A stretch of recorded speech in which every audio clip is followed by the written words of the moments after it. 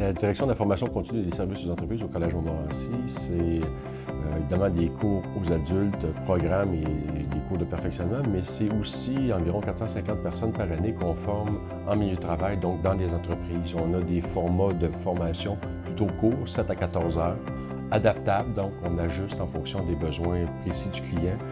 On a des thématiques assez larges comme les services à clientèle, la gestion de clients mécontents de situations délicates, la gestion de premier niveau avec un programme phare qui s'appelle Gestionnaire efficace. On voit l'importance de la formation continue pour une entreprise à deux niveaux. D'une part, ça augmente la productivité, les gains d'efficience au niveau que ce soit de la production, l'approche client et ainsi de suite.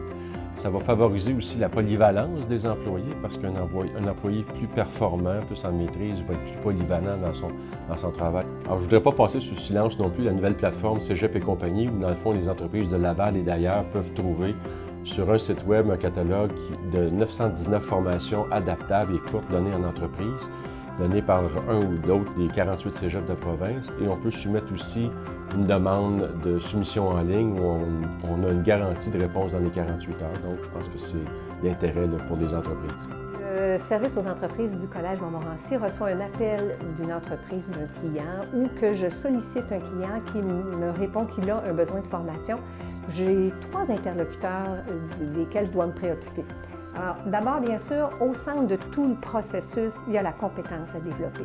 Il y a ce qu'on veut aller chercher, que ce soit une habileté ou un savoir, des connaissances.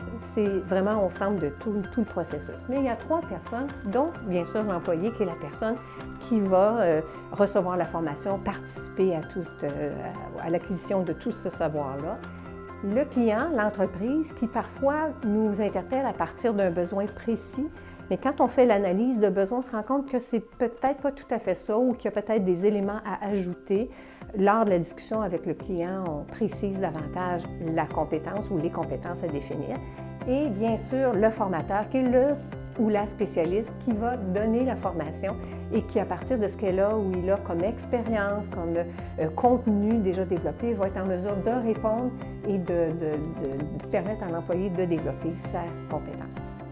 Alors, de façon plus concrète, nous avons récemment travaillé avec un client qui possède plusieurs bâtiments sur un site très précis. Il y a plusieurs employés sur place et ce qui justifie une centrale d'appels d'urgence. Donc, tous les jours, ils reçoivent des dizaines d'appels en provenance des gens qui sont sur le site. Et on a fait la formation des répartiteurs qui étaient de nouveaux employés qui arrivaient en place.